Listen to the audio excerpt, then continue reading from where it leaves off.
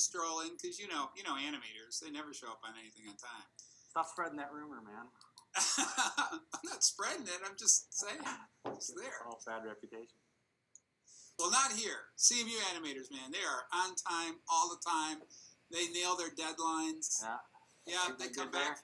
Yeah. Do you believe it? Do you believe me? Yeah, I do. I can see it in everyone's face. See, let's not lie here. Let's not lie to them. Well, welcome, man. We've been wanting to get you here for a long time. Yeah, it's good to be here. It's crazy to, I guess you guys do know that Steve was one of my first teachers. So to have this sort of come back around and be the speaker in your class is pretty great. Steve was one of those implemental guys for my career, so it's good to be back. Wow, thank you. Yeah, see, so there is life after animation classes. It's a weird one. Hardly possible. I do want to introduce you to Jeremy Caterino, Mike. Go ahead. I want to introduce you to Jeremy Caterino. He's the other animation professor here. He teaches 3D. How are you? How are you, Mike? Glad to have you. Thank you. And if you're looking for something to keep you busy, we are posting the job application this week for a 2D animator. So, Oh yeah. If Danger and Eggs is getting boring for you, I've already moved on from that. So. Oh, okay. Yeah, all things are good. This is why I survive, because I don't turn down anything until I have at least one conversation. Okay.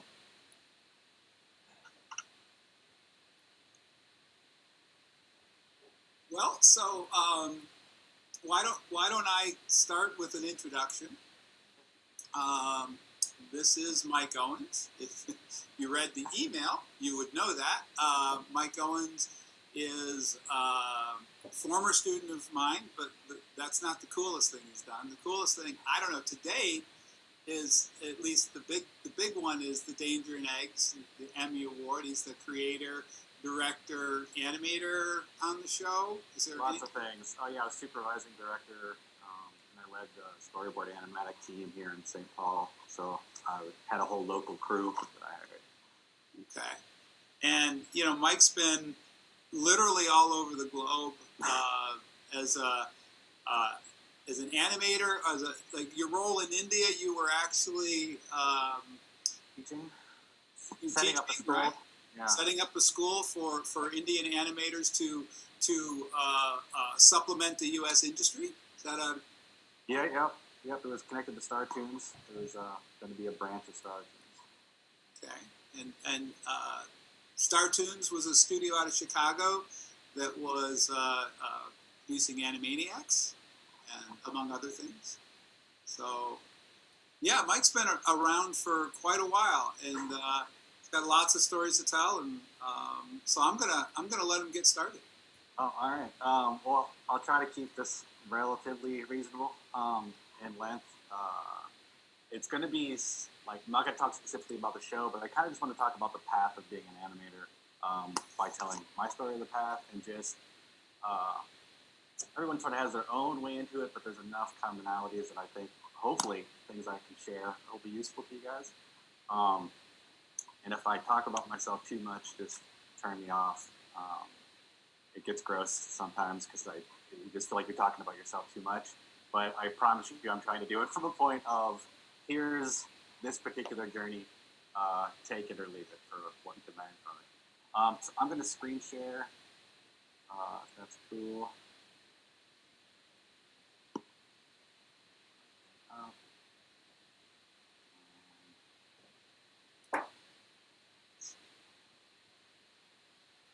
So can you still hear me? Mm-hmm. All right, so having to define what my career is and like what my role is, I am currently consider all these things because they've all happened, but animation director, a show creator, 2D animator, hand-drawn 2D animator is where I started, a storyboard artist, character designer. I put in Annie Winter because why not? And I've never lived in LA. It's sort of like the big story with me. I've had this character-based entertainment career. I've been to LA, of course, and have connections, but I've never packed up and moved there. Chicago's as far as I can get. I'm going to show you a bit of a demo reel, so hopefully this works. And I am okay, you guys can see that, right? All good. In spite of all advice I give to all students, my demo reel is too long, so I won't show you the whole thing. But it's because it covers everything from animation to design. Just give you sort of a taste of the type of animation I do. Show us the whole thing. We want to see the whole thing. Okay. A kid, an egg, a park. But can you hear the audio? Okay. There's more to it than that. It's kind of hard to explain. Sort of like with just butterflies. Kind of sort of just, you know. It's kind of hard to explain. It's called Dangeronics. Ma'am, please remain calm. As today's park activity expert, I'm relocating you. I am flying. I'm land. How high can we stack dogs? Without a permit? 7. Great. After that, I'll take one bite of ice cream. Hold still 300 seconds. Then, Philip, I'm going to slide under your legs, and you grab my hands and throw me through a giant ring of fire, and then splash into this fountain. Philip? Arm string is no laughing matter. Philip! Did you find a huge ring of fire? It goes here. Not yet, but I did bring a fire extinguisher in case a ring of fire was on location. This is so exciting. I'm going to help you deal with the strong feelings you have for Diane. They had different events like running races, throwing discs or long sticks called javelins, wrestling, and even horse racing. There were 3 winners of each event. The top 3 winners were rewarded with medals.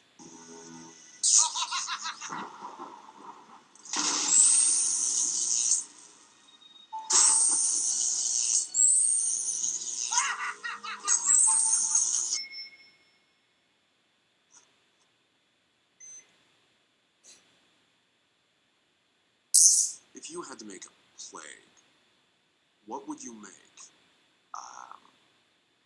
No BlackBerry service.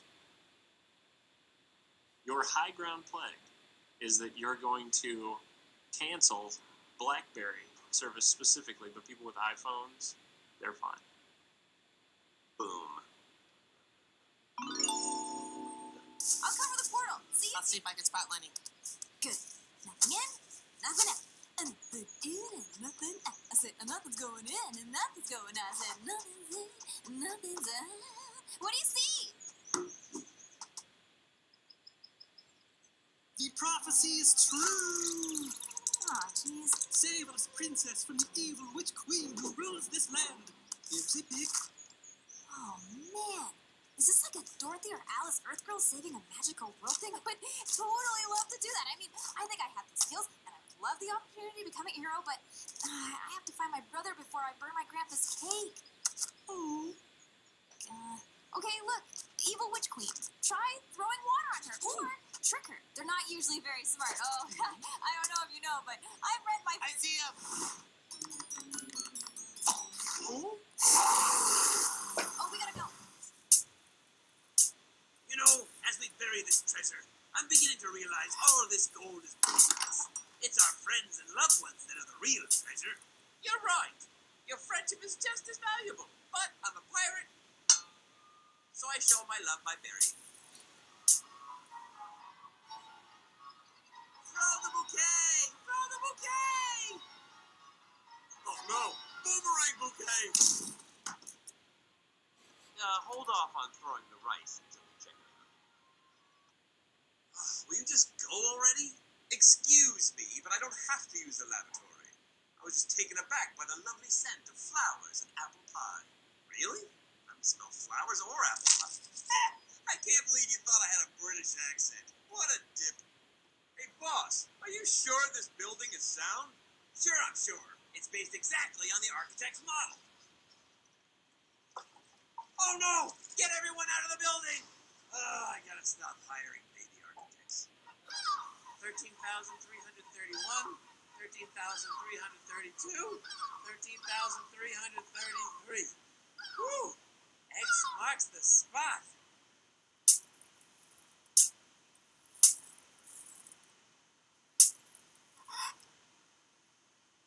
My buried treasure is neither gold nor rubies. Instead, it is the most valuable treasure of all, physical fitness. What? Curse you, Lean John Silver, the physically fit pirate. Just be happy he doesn't love you.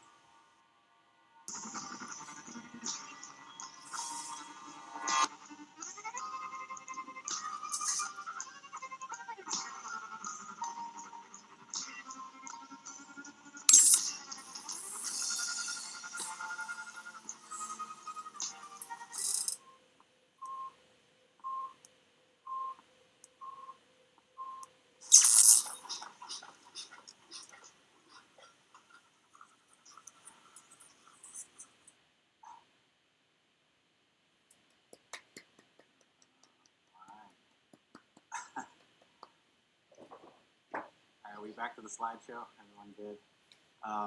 Okay, so like I said, long demo reel. Do as I do, not as I say.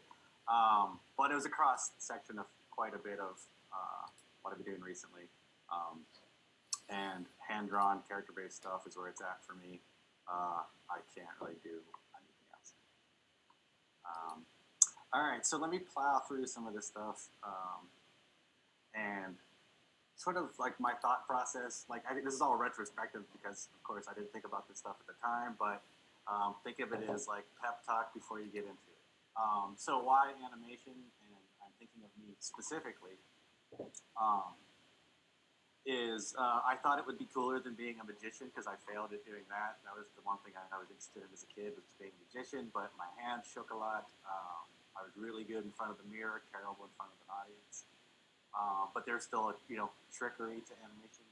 I was both extroverted and introverted somehow. Animation fit that.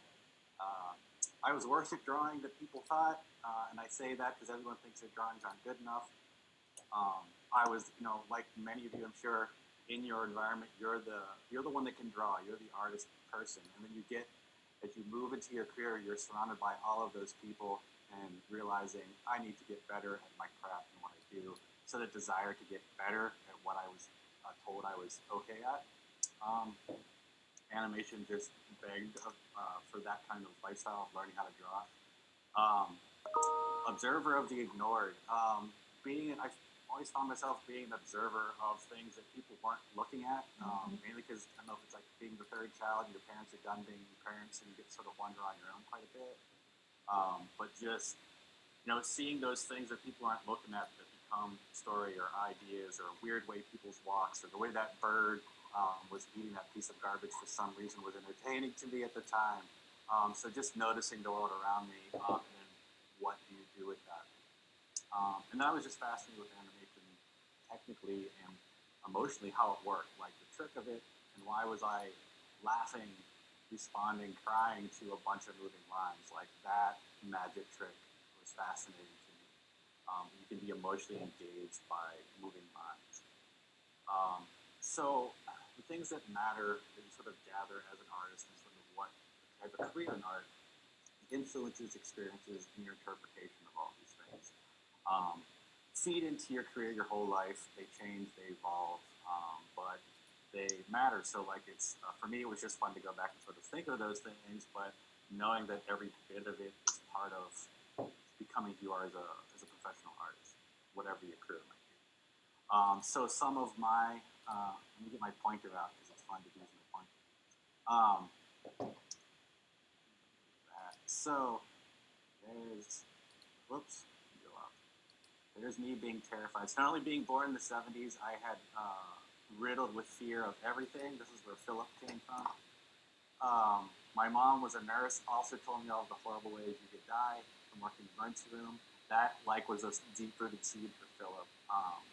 But I was totally, I did musical theater because I was an introvert, but I heard that learning acting would make you a good animator, so I forced myself to do musical theater, which ended up being pretty fun. Terrible at baseball, but I still played because my cousin Jeff was super cool and good at it.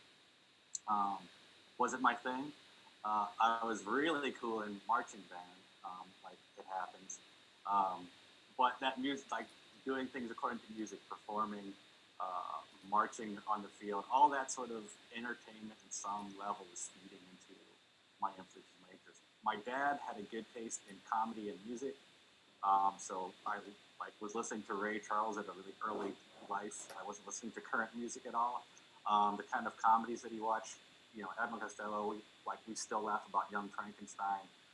So that influence. And then this one, my hometown is known for being flooded constantly. So my first memory of life was my entire town being underwater, and thinking my dad was a wizard because the night before the sky was yellow, and he said, tomorrow there's going to be a flood.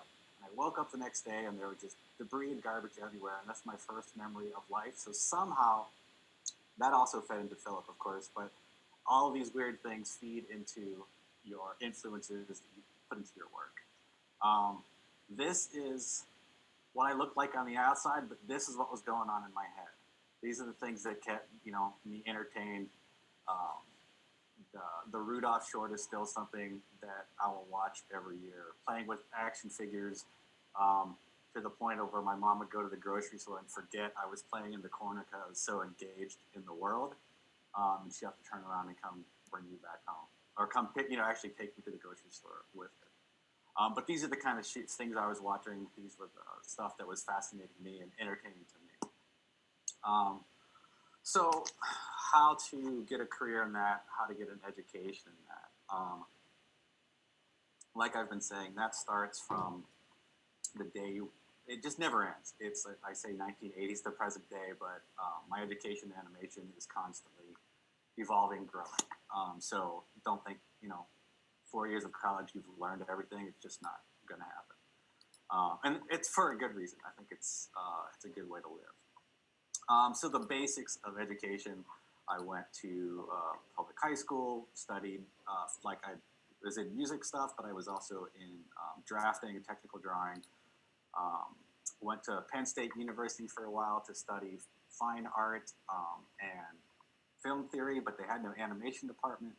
So I found about Columbia College from this book, the Shamus Clahane book. It was in the back of this book. This was my entire reference library for how to become an animator in my hometown library. It's all I've ever found.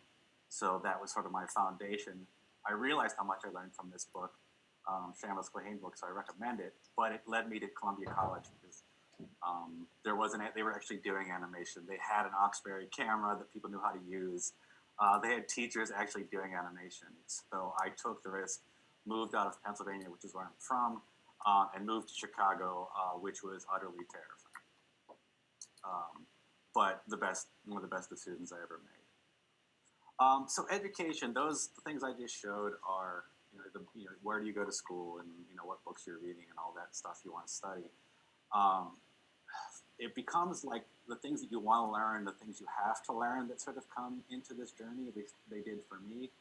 And trying to combine all the stuff that I was into and then be prepared for the things I wasn't expecting. I was interested in theater, front and backstage, again, that sort of, behind the scenes stuff, but also seeing people entertained by things that we did. Understanding figure drawing, film and theory production, classic literature, just stories in general. Understanding, Columbia was great because it was a film and art school, but I also was able to take science and history classes. Everything forms the stories that you're telling and the work that you do. The practical things of color and timing and sound, sculpture, writing, dance, music, all this stuff can be incorporated into animation, but that's a lot of disciplines to take in, but be open to all of those things, and there's something to be extracted from all of it. And then what that leads to are the things you kind of have to learn.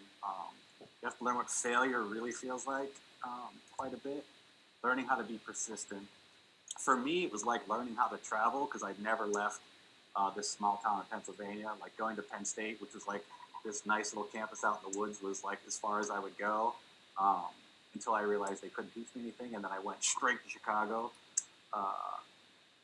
So facing fear, that's exactly another thing that comes with this career. Learning how to survive, dealing with relationships, getting mentors, and your mental and physical health through all of this. So it's, my point being, it's all encompassing on top of like just the craft that you want to learn. But again, it's forms who you are as a professional creative. So that's the education side of it. The career in animation, this is sort of the basic, I'll circle back around to this, but the basic order of things and the combination of the order of things and the things that worked for me that I think are commonalities. Get an internship or something if you can. Being involved in a production at any level, even if it's not like the dream position, if you're making photocopies or if you're like just doing some digital production or if you're numbering the storyboards, do it. Being a part of production is the best way to find your place in the community of animation. Right place and right time, there's a lot of that happened for me. The job at Animaniacs just happened to be when I was finishing one internship. And so from that internship up, working at Star Tunes to work on Animaniacs, do the work. If you're going to commit to this stuff, like deliver. Because even if you're great at it, if you don't deliver, people are not going to come to you again. Don't be a jerk goes a long way because you spend a lot of time with people in these long productions, and it's a big community, but it's also a small community. If you're not great to work with, and if you're cruel to your team or you're belligerent and just making something that's already difficult worse, people are not going to forget that. So just be kind in this business. It goes a long way and it pays back. Learn to adapt. This field is constantly changing. I started in pencil and paper animation, shooting on film. I had to teach myself digital tools, and those things are always changing, which we'll talk about. And learn by doing. You can read every book you want. You can watch every film you want, but until you actually execute and do something, that's when you're going to accelerate and learn the most. Broad strokes of what you need for this career. So like Steve said, my career started officially working on Animaniacs, which was pretty epic for a career start. And again, it was I was still in school at the time. It was my last semester, so I was getting internship credit and a part-time job with a guarantee of a full-time job when it came out. Part of that has to do, and Steve, I don't know if you were involved with this or not, but I did some Pinky and the Brain animation for that video game company in Chicago. There's a couple teachers that were working there. I'm not sure if you were there or not. But I had Pinky and the Brain on my reel, and I was, getting better at animation. But the fact that I had touched a character that was going to be on this show, and I was just about to graduate, so right time, right place, but also prepared. I had that reel because I took a chance on doing stuff outside of my schoolwork. And it added to my reel in a way that got me a job. So you never know where these opportunities will lead you. So these paths jig and jog all over the place until you get there. So working after all that study and thinking about and all that weird childhood stuff, and you get to what essentially is a dream job. You're working on a show that your parents know about, that your family recognizes. It's a show you watched when you wanted to get into animation, and it was one of the most popular shows at the time. So what the next natural step in my path, of course, is to move to India, which is just not where I expected my career to go next. But this was through Star Tunes, where one of the artists was starting an academy and a studio in India to be the supplemental production help for Star Tunes. But they didn't have any teachers, so we wanted to go over there and teach them how to actually do what we needed done for production. So I volunteered to go. I got paid to do it, and I was 23 at the time. I've had one job, but I had a sudden boost in confidence. I was working on a show. I was like sure, I'll go to India and train 300 people and with 2 different languages on the basics of animation. But it was one of those things, they was leading me in that direction, so I took it. But going from student to teacher is also one of those boosts in your craft. When you have to explain the thing that you do to other people, you have to start organizing all of that knowledge you've absorbed over the years to be able to put it back out there. This was an intense way to do it. I had never left, like Chicago was as far as I got before, and then I went and lived in India for 4 months. I wrote the initial curriculum. When I got there, I found out there hadn't been a teacher for a year, and students were paying tuition. So they were expecting like one of Disney's 9 Old Men to get off the plane, and there's like this dopey, super pale guy in a cowboy hat, ready to save whatever was happening. But I survived that. My wife was there with me. She wasn't my wife at the time. I met her at Star Tunes. Wendy, she was a director at Star Tunes. We put together a curriculum. We got through teaching the basics of animation. Uncovered some money laundering school that we can talk about later. But there was a lot of promising of degrees going on in animation schools as animation was becoming popular. And this happened to be falling victim of that. But I found myself grateful, fortunate, lucky to be in a position where I could teach a pretty large group of people enough of a foundation education that in spite of what happened with the studio, animation started taking off in India. I have students that were on the team for the Tiger and Life of Pi. They're running studios. So to know that I organized enough of my knowledge to share that it kept going. So that was the biggest weird turn from I'm working on a cartoon show that I'm living in India leading a small educational revolution. Then came back from there, from India, and eventually Star Tunes closed, Animaniacs was done. I found myself working at a place called Calabash Animation, where they did every cereal commercial you've ever seen and ever will see. Everyone in Chicago sort of went through Calabash at one time. It was a great community. It was a great training ground. Like my craft accelerated because of the quality that they expected there. So my draftsman skills, my sense of perspective and time quality, because I was still drawing on, it was still happening on paper, digital paint, but I really learned the craft there. So I had to adjust from losing dream job, being in India. Now I have no job, but found myself being a freelancer working on iconic characters and learning a ton. From there, I found myself we moved up to Minnesota. Had to kind of reinvent, because you're in this community of people that know you and know your work, and then suddenly you're where nobody knows you. So you kind of have to put yourself back out there. It took a couple of years living in relatives' basements and all that kind of thing until you had some money, doing jobs that paid me $1,400 for a whole year and stuff like that. But I found myself at this place called Puny Entertainment, and this is where I learned how to direct. Because it was a small studio doing what no one else was doing in town, which was character-based. There's lots of great illustrators we were working with. Most animation in Minnesota is advertising, motion graphics, medical, and some visual effects. This sort of cartoony character stuff wasn't done because it wasn't LA and honestly doesn't pay very well. Like a Lucky Charms commercial has a much higher budget than anything you see on your screen right now. And they're much longer, much more involved, much more. But working for a small studio, I was director. Unlike in a big studio where you have a specific role, I was director meant I was doing the boards, I was doing the animatic, I was doing design, I was doing key animation and posing, I was supervising the team, and I was working with the compositor.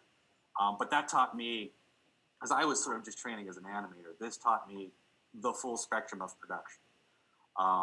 And because I was so close to it all the time, and we were give it lots of credit to Shadi, who's the co-creator of Danger and Eggs with me, and Vincent Stahl, who ran Puny, because they were fine. They had enough connection to LA to find us this kind of work and sustain a studio where all of the misfits of the misfits went. Like animators in general are sort of outcast people. We are outcasts within that because we were just all comic book artists and wanted to do character stuff, and Midwest just didn't have money for that. But we found it.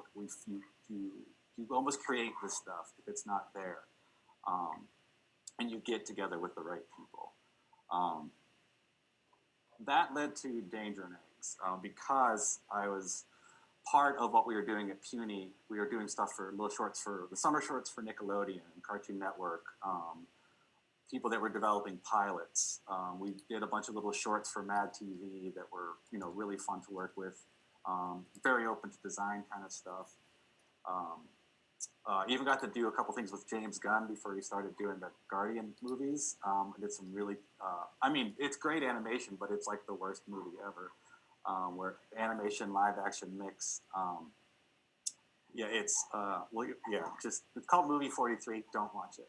My dad stopped talking to me for 3 months after I told him not to watch it. But it's, I'll just say it's the best cat animation you've ever seen. So anyhow, while we were had these connections in LA and doing these kind of shorts, we were also developing original content in-house. And trying to, pitch stuff as we were making stuff. So like, we'll do your pilot for cheap, but we're also, hey, we're working on this thing. So it got us an audience, it got us into the right circles.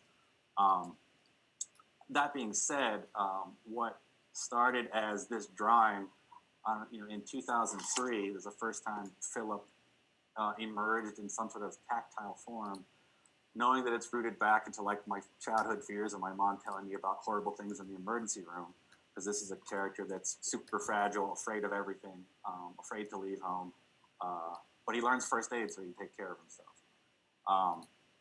It took us 6 years to sell the show. 6 years of pitching and failing.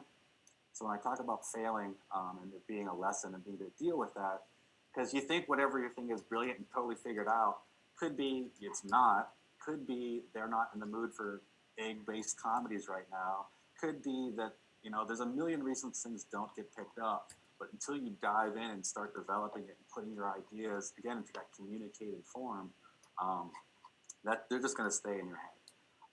But that 6 years of saying, isn't this a great idea? And 6 years of people saying, not really, until they did, is get a bit of a thick skin. But you learn. It's, there's people, because Amazon bought the show, but they're going to invest a lot of money in it. So they're not going to take it lightly. And it sounds like you guys don't understand what's good. No, this is a big endeavor. So it's an investment and a risk for everybody. So learning how to navigate that for your own creation was a gigantic lesson. But it, and it led to this idea of like true collaboration. So this is just part of the team. On the left is my crew of storyboard artists and animated artists. None of them had worked in TV animation before. All were comic book artists. All lived in the Twin Cities. I found their work on Tumblr. I had coffee with them to find out if they were a jerk or not. I hired them, and Amazon let me have my team and run my team without having to move to LA. It was awesome. I've never seen people come together so well. 2 of them we got to promote up to episodic directors, so they also got an Emmy for their first time out. We had a crew in LA doing the scripts and design. And then we had an entire crew in South Korea doing the animation, still on paper, by the way, which blew my mind, and compositing, and then coming back to LA for music. So it was production across the world, staying in communication, collaborating with people. 6 years to pitch a show, and then once they say go, you better be ready to go. If not, you better figure it out quick. It's not going to just wait for you. The opportunity is not going to wait for you. So there was a lot to learn really fast. When you're dealing with this many logistics, personalities, talents, literal like time zones, all that stuff, and still make it something that's cohesive, like it came out of one brain and it entertained people enough. I couldn't be prouder of that. It's to pull that many, like being on the floor of the first couple weeks of Danger Meg's storyboard crew and getting people to learn the show, and I'm trying to learn the show myself, even though I know the characters. Hearing people on the floor giggling and laughing, me being full of anxiety and paranoid, thinking they're laughing at me because I'm a fool for taking this on. Like, hey guys, what's up? They're laughing at Philip. Like, they're drawing this character in these stories and laughing at it and enjoying being in that world. From there, I knew I was good because they were connected enough, hungry enough for the work. We would figure it out, and totally did. It led to we got nominated for Critics' Choice up against Simpsons and Rick and Morty. BoJack Horseman. Of course, we lost all that, but who's going to complain about that? That's kind of, Patrick Stewart was like a couple tables next to me at the awards ceremony. Like that alone was awesome. Then I got nominated for an Annie Award with the Animation Specific Awards for the character design. Lost that, but I lost to the Samurai Jack. Also, totally cool to be in the same camp as Samurai Jack for your first time out. And then we got the nomination for the Emmy for animated series, and it was for directing in an animated series, which was not just me. It was my episodic directors. It was our voice director. It was our showrunner. We had a team of 7 directors. One of my friends from way back in the Star Team days, Vince Pross, who's now a concept artist for Guillermo del Toro, he came on and was a director for a while on Danger and Eggs, and he got an Emmy out of it. So like those connections never fully break, and this community never goes away. But it was a pretty epic thing to end on. That face is what I looked like for like 4 months. Because it's kind of surreal, because you've lost so many times. You just sort of like, that honor to be nominated thing, totally true. So to win, they had us up in the balcony instead of like on the floor. So we were like, oh, we lost. We're like, they're not even pretending that we're going to win, because we have to climb downstairs to get there. But we won. And so this whole crew that you see screaming there had to go from the balcony, run to the back, come down to the lobby, run up to the front. They had to play like that music twice for real to get us on stage. But, just surreal beyond belief. But that was our crew. These two, Drew and Sarah from here, those are 2 directors that we promoted to episodic director and also got their Emmy, first time ever on a show. And that leads me to current day of Womo Studio, which is something I just started with my wife and partner, Wendy, again, who I know from her being a director back in Star Tunes days. So that family stays together. We are based here in St. Paul, small studio. Like we don't have facility with 1 billion employees. It's the 2 of us partnering with other small studios, big studios, doing a lot of pre-production work, design. I'll show you a couple examples of that, but continuing this Midwest somehow career is now taking on this form of running our own studio and having choice over what we work on. Here are some things we're currently in development.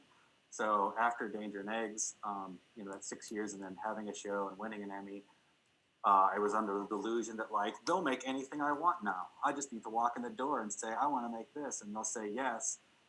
So we have been developing a lot of stuff, but you still have to hustle. It still has to be the right show for the right time. You still have to like convince them it's a good show. But it's fun because of the Emmy, because of the 20 years leading up to the Emmy, I have some doors have been opened, and I can share the stuff, and I have relationships with people at studios.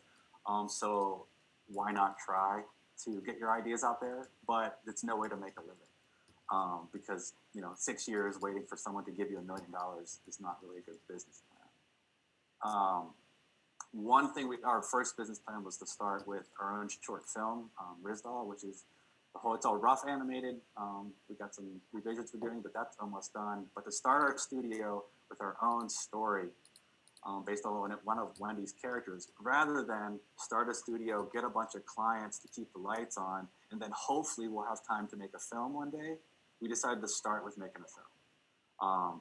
And from there, because that became promotional for us, it became us learning how to work together again, because we worked together 20 years ago, and we had separate careers, because 2 freelance animators is not a way to run a household in the Midwest. But now we came back together, and we're learning what Womo is, what kind of stories we want to tell, and that's led to other work. So far, so good. We also we work out of our house, so quarantine is nothing for us. This is easy. All of our meetings are on Zoom before you had to. So Rizdal is to the point of we're finishing compositing. We have some toys being made for our friends in India, strangely enough, former students of mine, making some stuff, promo material, doing character design for various pitches and people developing stuff. It's that pre-production side is our strong suit. It's something we can handle, and keeps the creative focus. We work with a lot of children's book authors. We work with people that have never done this before, people that have but it's focused on character, working with people we want to work with, and projects we want to work on. So building a company around that, which is why we keep it small and hire as needed, project-based hiring. Developing a animated flea circus for a local jazz musician in town who's doing like a kid show. He does a live kid show. He's pitching as a show, as a sort of music-based Mr. Rogers / Muppet Show kind of thing. And then we're doing grotesque things like this, which are super fun. A series of comic books for this. His name's Ghostmane. He's if anyone knows him, he's a industrial gothy hip hop artist. I don't know. He scream raps. It's interesting. But he's got this like line of stories that is based off of the old Max Fleischer, Betty Boop style, but with obviously a graphic twinge to it. But they're letting us do a series of 6 of them. And it's getting us, that's what Wendy's doing now, to just, our Lomo as a studio, our motto is storytelling by any media necessary. Because that's what it all comes down to for us. Like, it's animation, but you can get pigeonholed, like, I can only do Pixar animation, that's it. You think of it as being a storyteller, because you're using all this, using theater, using song, using timing, using color. That's what you're doing. That's what we're doing. That's what we strive to do. And I think if you think about that, the job or task that you have can be adaptable and flexible.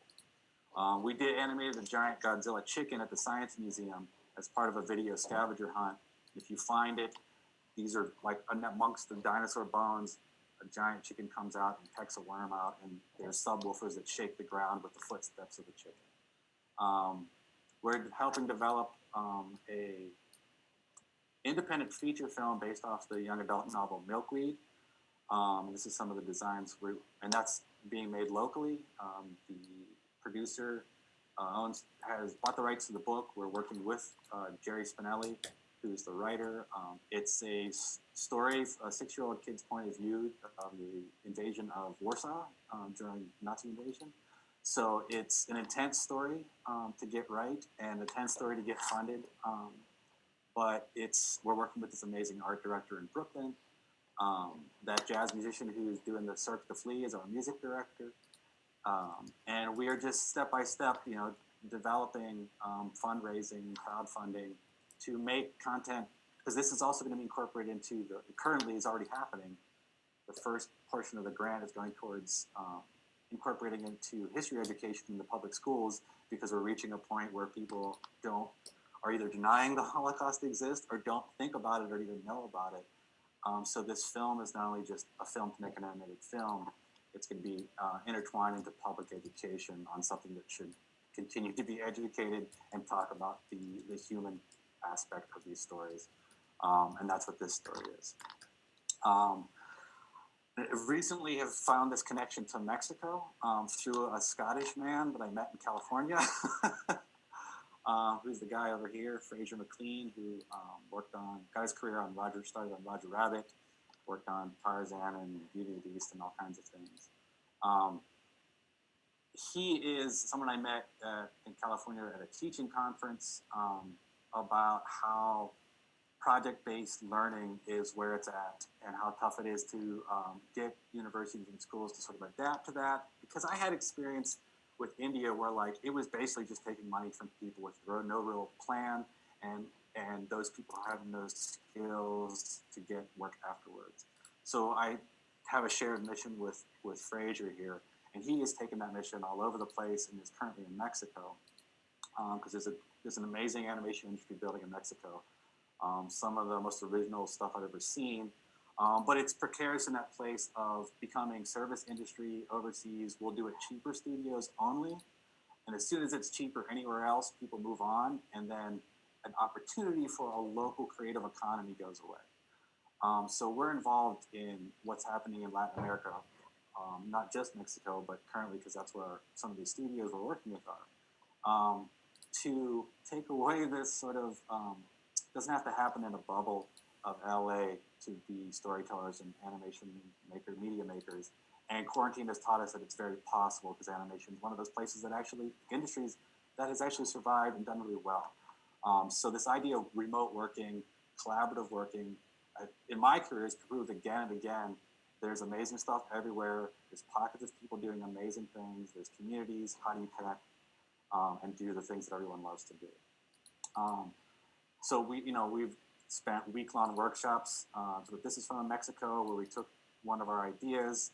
We had 120 students. They made 4 teams. They had to produce, each team had to make 4 scenes using stop motion, 3D and 2D, based off of literal post-it note storyboards and our design packets. And they did it in a week.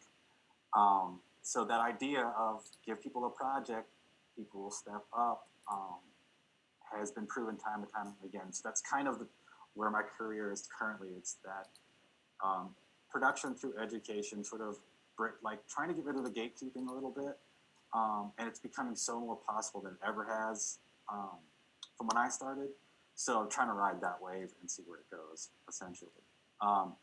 This led to me these connections, people from school. So I got to be an animator on Hair Love, which won the Oscar last year, because Everett Downing, who is also one of Steve's students, my friend from Columbia, was the storyboard director on it. And we had, been following each other's careers from Chicago to elsewhere. And he just reached out and said, do you want to do a couple scenes on this film? I've always wanted to work with Everett, been, admired his work for a long time. So of course, ended up doing really well. Matthew Cherry's genius at crowdfunding and getting a project going. And it's just to be a part of something that mattered to people in a new way, even a small part, again, not in LA. It was great, and so to just put, and this, I couldn't make it to the party, by the way. That's why this is here. My friend from Mexico, he got to work on the film. Someone I met ended up working on this film with him. He came up from Mexico for the party. I asked him to take this photo for me because I had some other obligation. But so I got to touch an Emmy, and then I got to be slightly tangentially involved in an Oscar. Pretty great. So coming back to this career in animation, internship, apprenticeship, whatever you want to call it, get involved in a project at any level. Right place, right time. Make yourself available. Make your people know what you're doing. When you get new work, tell them about it. I understand because animation requires a certain amount of isolation quality because you need to sit in place for a long time and focus, which I'm really good at. But if you're not going to be in the thick of it in LA, you need to make yourself known and stay in touch with whoever. It's who you know in not necessarily like a sleazy way. It's who you know because it comes back. You give back. If someone helps, you try to be that person that helped you in the door. That's what sustains and builds this industry. And that's doing the work when you're there, doing it, not being a jerk, self-explanatory, adapting to software, hardware, trends, job ups and lows, plagues, which we're literally dealing with, all those things, and then learn by doing, do this stuff. It'll never be the best thing for first out, but it'll be better than not doing it. And the next thing you do will be better because you've done it once. How much time you got, Steve? Because I got this other section on. Good? Please keep going. This is wonderful. Okay, cool. So with all of the things that have been, that it takes to get into a creative career, we're specifically talking about animation, whether you want to do storyboards, whether you want to do modeling, whether you want to do lighting, whether you want to be a writer, whether you want to be a producer. Also, I will never, don't ever underestimate the power of having a good producer because so many things are taught about creative. No one teaches about running a show, running a production, or what to do with the money. That being said, no matter where you fit into that tripod of what makes projects successful, I cannot overemphasize sketchbooks enough as a way to make the most use of the brain you've been given. You're making this choice to be in this career for some reason. It's in you for some reason. this stuff can come out of nowhere, can slide away. But it's like if you're gonna play the piano, you got to do the scales. If you're going to be in track, you got to run the laps. Like it's just the same thing. It's exercising hand-eye coordination, and it's feeding all of those things you want to do in your head. Just like Philip becoming a drawing changed when it wasn't just a thought in my head; it became a reality. Bugs Bunny is there's that story of, I think it was a Chuck Jones story. Someone introduced their child to Chuck Jones. Said, "This is the guy that draws Bugs Bunny." Kid could not comprehend that because Bugs Bunny is a real living thing. It makes no sense. It doesn't mean anything to say this is the guy that draws Bugs Bunny, because Bugs Bunny is life and it's living. It's a thing, and that's where you want to get to. I'm on a tangent. Let me talk about sketchbooks. I was doing an attic clean. This is just a portion of my sketchbooks I started from 1991. I got really into it when I was living in Chicago. I used to walk dogs for a living. In between, I would sketch and write and draw, trying to get better. And I've kept them all, and for whatever reason, fire has it. So never underestimate the power of the doodle. Learning to draw ideas and not the difference between drawing ideas and making pretty drawings. They feed each other, but they're not necessarily the same thing. Like if an idea comes, if it comes out in pictures, if it comes out in words, if it's just a flashing thought, or I saw a movie and this scene really was awesome. There was a dude on the bus that ate a McDonald's ice cream cone in one bite, and it was the weirdest thing I ever saw. So I went home and I drew that. It actually happened to my wife. She drew that, not me. I stole her story. But getting it on paper not only helps you curate and archive your ideas, but the simple act of drawing over and over again is how you get better at anything. And you find out new lines. When you're doodling, there's no pressure of an assignment or a job or anything. You try things that your gut just says, I don't know, make a line like that. Sit and draw while you're watching TV, sit in the park, whatever it might be. It's such good fuel, and it also becomes a way to train your craft. So don't say, oh, that's a bad drawing, don't look at my sketchbook. People get really cautious and careful about if their sketchbook isn't the most beautiful thing that God's ever put on earth from page 1 to page 100. No, it's not that, but who cares? It's get rid of that judgment, and don't worry if anyone else does it, because that person's a jerk and you don't want to be around. Observational sketching, breaking it down further. No one does the same thing exactly the same way. This is how you learn nuance in your characters, not only just the craft of drawing and being a good observer. You learn by it being this is everyone, this is the bank, everyone was on their phone. It's one of those common things. But from the dress to the intensity to the, assuming what kind of conversation this woman was having versus this dude. But they're both on their phone texting. One of the best things to go and draw, if you ever want to go on a drawing adventure once the world opens up, bowling. Bowling, everyone has to do the exact same thing, but everyone's going to do it a tiny bit different. Some of it's going to be hilarious, some of it's going to be terrifying, some of it's going to be beautiful. But you sort of learn all these fundamentals, but then you attach an identity and a uniqueness to a repeated object everyone's doing. So getting used to being, to just sketch life around you, especially if you want to get into character animation. I mean, I understand. I think you can feel like you're creepy because you're on the bus, staring hard at someone and drawing them.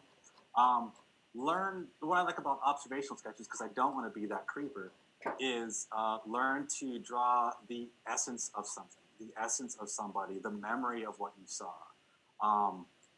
It suddenly takes it more than just even if you're good, just take a picture if you just want to copy it. If you're trying something about that lean, something about that posture, something about that sweatshirt they're wearing, it was comically bigger than the pants they're wearing, whatever it might be.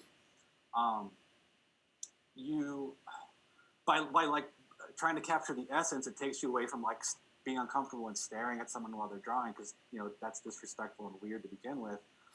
But it helps you literally looking at someone and drawing it, imagine yourself drawing it, even because you're looking for lines, you're searching for weight, you're searching for personality, and then draw it later. Like once you like get to that coffee shop, just like, what did you remember about that guy? Just draw it real quick.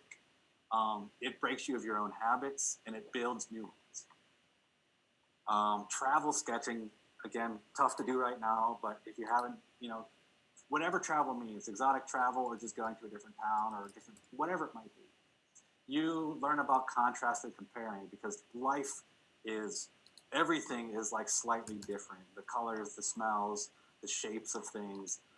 You have the contrast of like, this tourist in this beautiful jungle landscape and suddenly that dude who I've never wanted to see with his shirt off is standing there staring at me drinking his pina colada. Of course I'm going to draw that. But it just keeps feeding your mind and like I would never draw a tree like this because that's not what the trees in Minnesota look like. They do on this island I was at. And suddenly that became more of my library in my head to pull from later. Because not everything is a one-for-one reference when I'm designing. I'm sort of opening that archive of the things I've looked at and the things I've remembered and half instinct, half research. But you got to feed it. So travel is one of the best ways to do it because it's the familiar but also unfamiliar. Being out of your element goes a long way. Exploratory sketching, and I mean this specifically with characters, is learning to figure out how your characters interact. It's great to design pretty characters that look good, awesome lines, great color, cool idea behind them. But an idea like Philip with Philip and Dee Dee, the one thing I was always drawing them separate in the pitches, and the thing that pushed us over the edge was drawing them together because now we saw the dynamic, the relationship, how one moves versus how the other moves, and just putting them in situation. Here I was like pulling individual lines out of some early scripts, or I was like thinking of something Philip would say, and I'd write the dialogue first, and then I'd draw a scenario around it. But exploring, if you're making a theatrical production, you have rehearsals, right? You don't just make the show. You need to like try it out, block it over here. What happens if you stand on a chair? What happens if you turn your back on that person? How would this person climb a ladder? Like all that stuff you don't think about until you have to. But exploratory sketching allows it to be a playground. It's playing with stickers. It's action figures. It's Legos. It's a box of things to play with and tell a story with. It's your puppet show. You want to figure out from that what you learn, that exploratory thing. Like I'm exploring them in scenes, but you're learning their interactions and their relationships. You're learning the world of the story. Where do they live? This takes place in a park. What kind of sets can I play in? What can they do at a fountain? All of the lights are shaped like eggs. Whatever it might be. You don't have all the answers until you dive in. The scale and contrast of Philip's a 6-foot egg and Dee Dee's, a 10-year-old girl. The composition journey, the clarity of things. This is Dee Dee reaching for a squirrel, being supported by Philip. Is that clear in my drawing? How do I stage these two together that I get the audience to look where I want them to look and emote the thing I want the characters to emote, and to be appealing. It should be fun to look at. I mean, the novelty of a giant egg takes you pretty far, but it still has to have some appeal on so many levels. And until you dive in and play around, like going back to the music analogy, you learn your scales, you learn the fingers if you're playing a trumpet or if you're playing the piano or your tension of holding a violin. But once you know that stuff, that's when you start exploring and playing with it. That's when you start composing music because you have those muscle memories, you have those things that you just like, maybe I'll try that. Sketching is that version for this career, whatever your position is in production. And my other thing I always focus on is story sketch. I do storyboards is sort of my main bread and butter right now because I can get work on TV for I just finished a job with Titmouse. So it's one of those I can work remotely, steady jobs, but it's also my favorite part of the process. I feel most like a storyteller and a director at the storyboard stage. So whether it's my own projects or client projects, drawing the thumbnail boards, figuring out that pacing, figuring out where my camera is. Even watching other films and doing reverse boards if you're watching movies. Just quickly sketch out, have a page full of little thumbnail square rectangles, HD size, 16:9 rectangles, and just draw how someone else is composing a shot or composing light. It's that same feeding, but now it's focused towards not only telling an exact story, it's also a position of being a storyboard artist that you're going to be asked to think this way. Just to knowing the aspect ratio, to knowing, what kind of camera am I using? Is it a Simpsons sitcom style, or is it a one camera, Breaking Bad style? There's a billion ways to think about that stuff. And again, the cheapest, no technological way to do it is to sketch, but all important in the process. Scene planning is the other way. This is down to the minutia of animation from storyboarding. Now I'm focusing on one scene. This is from Hair Love, when the girl first wakes up and notices her cat and gives her cat a hug. Before I start animating, I spend time just doing this. This is a big newsprint, figure drawing class newsprint paper. I have them up all over the house because it keeps me between the idea and the execution with as little in between me as possible. But sort of learning what my key poses are, how I know she had to stretch, and know she has to wake up and notice the cat. I know that the cat isn't really having it. The cat doesn't want to be hugged, but she's going to do it anyhow. Is it appealing? Does it read that she's yawning? All these little things. I don't go right into my scene. I explore. What is it I'm trying to communicate? Where does the audience need to look? What is the intention of this moment in the story? So now it's micro thinking over macro. Okay, I'm almost done, I promise. So these are some, I gathered just some basic skills, because I think if you have these foundations, you can adapt to whatever you need to for your career. Sometimes these things are overlooked, which boggles my mind in art schools that overlook this stuff. If you're not learning this stuff, something might be wrong. But basic perspective, drawing in volume, color theory, figure drawing, shape language. What does something pointy versus something round mean? How lighting works and how composition works. You can learn that from still life. You can learn that from photography. You can learn that from painting, whatever. Those things translate across the board as a storyteller, as a professional artist. Basic animation skills. That could be a really long list. I tried to narrow it down. There's, of course, the 12 basic principles of animation. If for some reason you're in a hurry and only had to learn timing and spacing. Timing, being how long something's on the screen, spacing, the distance between drawings. You can commute everything from weight to emotion to rhythm to sadness to electricity, all with timing and spacing. You can do it with, and Steve and I have done this at our workshops, with construction paper and cotton balls, and still make it work because your timing and spacing makes sense. Learning to micro and macro think, like I was just talking about, because you're literally in a field where the single frame matters, but you also have to think about the entire picture. It's hard to do, and sometimes it's best if, to get a production done, if someone is good at one thing, keep them there, let them focus, because it can become overwhelming. That's why there are directors and supervisors and structure. Even if it's a small team, you have a bit of a structure to help yourselves through it based on your strengths.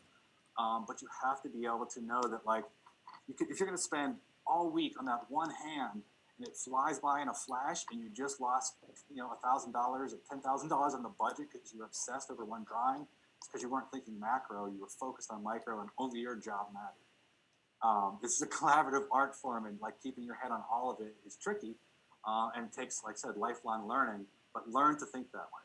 Even if you're not going to be in charge of the macro or in charge of the micro, understand both. And the other software, I'm not going to recommend software. It's constantly changing. If you have these foundation skills, you can learn software. There's YouTube's videos everywhere. Again, like I said, I trained on paper and film. When that went away and I had to start my career over up here in Minnesota, I took on jobs of course I know how to use Flash. I never opened it. But I taught myself it because I had basic skills of timing and appeal and drawing and all that stuff to get me through. So it can be very basic of what you need to learn. I'm not going to, software is a tool, nothing more. Basic story skills, that comes from a lot of places, right? Even if you don't want to be a writer, read scripts. You can learn a lot from scripts. Read poetry because, not because I'm a huge fan of poetry and I'm out reading poetry all the time, but it has a way of taking the essence of only words you need to say something. Animation is the same thing. Storytelling is the same thing. I don't if you've seen movies like the Transformer movies, but they just give you everything at once and you don't know where to look. But if something is gives you a delivery and a rhythmic, only the essence of what you need, suddenly it becomes beauty and not jumble. Timing, that's everything from acting to dancing to music.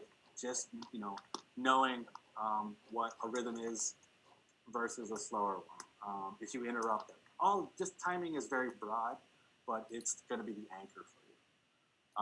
Learn a little bit about acting, even if you're not an actor, don't want to be an actor. Study it. See how people communicate things with their body language, where their eyes look, all of those things. You always see the people giving reference for their animation. Sometimes they're really bad actors, so their animation looks like amateur high school actors to me. But some are really good actors, or you just study someone who is really good and draw them. Editing, that just learning how long a camera needs to be on a particular scene or a shot, what cutting means, what cutting from a wide shot to a close-up means to a story, how it affects the audience. Learning film language, what's a medium shot, close-up, long shot, what's a pan, what's a two-shot, what's an over-the-shoulder shot. We all speak that same language. Learn that, which in your storyboard class, I'm sure that's the foundation of it. Learn about sound. Again, even if you're not going to be a sound engineer, but that is a brilliant art in and of itself, because bad sound can ruin a good movie very quickly. It can take you out of it. And sound is not just sound effects. It's being in a room and knowing what fluorescent lights sound like versus incandescent lights can change the tone of a moment. Learning how music affects, all those things that totally matter. Music is the last thing, but there's a lot to be learned from music. I learned a lot. Tom and Jerry cartoons were based off of a musical beat. They literally wrote them on bar sheets, which was the lines that you composed music on, so that you knew every beat, this many frames would happen. And then you could time your walk, even if you didn't have music, and then you could compose to music later, because you did timing on a rhythm. The power of 8 frames. I know what 8 frames feels like now. I know what 12 frames feels like. I know the difference instinctively now to make those choices. If you hit on a beat of a character walking, every 8 frames, step, step, step, step, and then on frame 7, they fall in a hole. I interrupted that rhythm. I'm going to feel the impact of that fall more. That's what I learned from Tom and Jerry. So music, timing, all matters. Basic professional skills, wherever you find yourself in this career. Communication skills, from writing an email to just being able to communicate your idea. Being able to quantify your skills. It's a project-based. It's hard to get a full-time job for the rest of your life in animation. But you got to know what your skills are worth, and that changes as you get better. I don't even charge by hours anymore because it actually hurts me because I'm better at what I do, so I can do it faster, so I'm working less hours, so I'm getting less money. I don't do that anymore, but it took me a while to know what the value was and what people are willing to pay, what the standard rates are for things. You could find that stuff out if you go to the Animators Union and get a base starting point. I can share all kinds of stuff like that. But knowing what you're worth in dollar amounts, because budgets are looked at closely. Every penny is accounted for. So if someone says, I need an animator for 4 weeks, you better know how much that'll cost. Even if you aren't totally sure, figure it out. There's, it sounds like a really terrible advice to just figure it out. There are resources out there. I just don't want to give you all of them right now because I've already been talking for a long time. Networking, getting to know people in the industry, people that are coming in the industry, people that are leaders, people that are followers, whatever it might be. It's a tight community, and you never know when you're going to be, when that Everett Downing's going to show up and say, Mike, do you want to animate on this film? that leads to community supporting each other. Don't hoard your information. If someone says, I don't know how to use After Effects, will you help me help that person? That idea, because we're all like this community of weirdos that decide to get to this career. We all found our people. So support your people, and it goes a long way. Give, like I said, whoever, people taught me and were gatekeepers, anti-gatekeepers for me, I'll do that for someone else, so you guys should do this. I stress again, don't be a jerk and meet deadlines. Simple stuff, but like deadlines matter, money's on the line, other people are waiting in the next steps. You have to respect other people's time. It's collaborative work, and it's, I think it's good because it teaches, whether you like animation's your thing forever or not, learning how to do something with a group of people that's a good result in the end is something we can all use. I think it's good for people in general. So even if you try animation for 10 years, you'll at least learn how to create something with others and not be at each other's throats all the time. Basic reading, I could share some of these. I'm sure you have all these, Steve, but if you want any links, I can share later. But the animation, that first book I found in my hometown library, they finally reprinted this, Timing for Animation, which is really great for just getting the basics of timing, like exactly like it says in the title. Learned a lot from that book. Setting the scene, that guy, hey, we have it. My friend Fraser, from Scotland, he wrote this book, and he interviewed, it's often overlooked for some reason part of animation, like how crucial the layout process is. Like, it's like great ideas, but how you're actually going to execute it, what's going to look like, what the camera's going to do, where you're going to place. This is your it's a good book for that reason, because it's I feel like it's there's always like animators are the superstar. Glenn Keane is a superstar. Don't get me wrong, he's awesome, but there's so many other people you need that are really behind making this stuff. So this book sort of opened my eyes for that. Invisible Ink by Brian McDonald is a great how to tell and write a script book. There's tons of how to write a script breakdown books. If you go, they're endless. And of course, there's always a thing that failed screenwriters write those books. This is not that book. I have nothing more to say about it, but if you want to learn how to write a script and tell a story, read that book. Joe Murray's book is really good for, he created Camp Laszlo, Rocco's Modern Life, Frog in a Suit. He's doing that Luna show now on PBS. But how to run a show, how to be a show creator, how to put a pitch together, how to put packets together. What does a TV show production look like? This book is the best I've come across. This Developing a Series by Rita Street is really good for putting pitches together. I believe she offers it for free as a PDF if you look up Rita Street. If not, buy her book, support people that do good work like this. But it's really good, bare bones. What needs to be in a pitch? I learned a lot from that. The Viltu drawing manual for figure drawing, hands down, I learned the most as a book. I mean, I did tons of figure drawing. My friend Greg and I ran a figure drawing workshop when we were at Columbia, just so we can have the practice. But this book was geared towards animators and has a process to the learning of drawing volumes and shapes and torque and turn and all that stuff that accelerated my understanding of anatomy, on top of all the other books. Sketching for Animation, just recently came across this book through Fraser. See a lot of good stuff in it, like a lot of stuff I talked about sketching and exploring, basic stuff about volume, all those foundational skills. I think it's a pretty useful book. So last bit of advice, even though I feel like I've been doing it for an hour, be part of a crew. Trust the process that you're in. Even if it's frustrating, go through the process. Finish your project, then start another one. Become comfortable with failure. Practice, study, and improve. Again, that's a cycle that'll go on forever. Understand the production pipeline, whether you're going to do it, every part of it, probably not, unless you work for a small studio. But understand it, so you know how to communicate to the writer, and how to communicate to the editor, and how to communicate to the effects person, and how to communicate to the producer.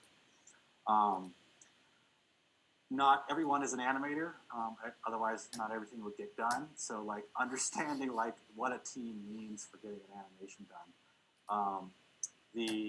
it's easy to sort of do the making of superstar romantic view of an animator, and that's a great part of it. But knowing the big picture is going to you're just going to enjoy it more when you realize that, and it's going to open up more opportunities, and you're going to meet people that aren't in the spotlight people, but some of the most brilliant people you ever meet. And then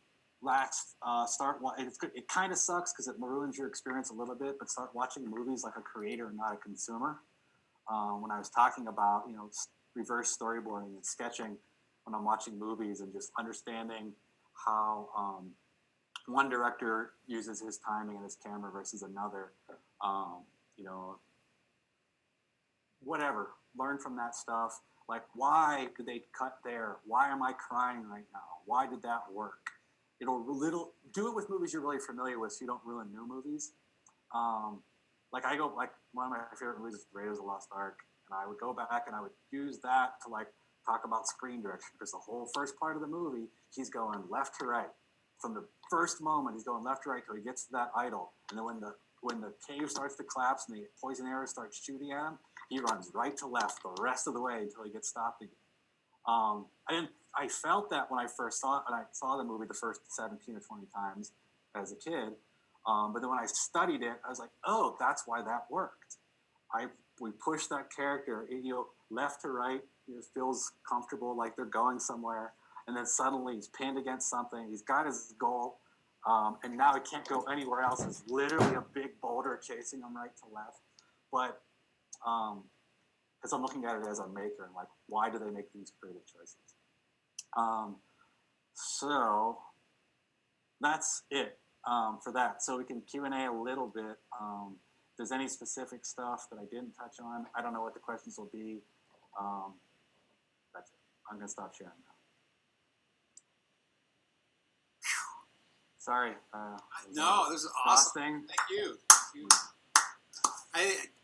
That's like a master class. You packed half their education into a lecture. That's fantastic. You can make the check out to.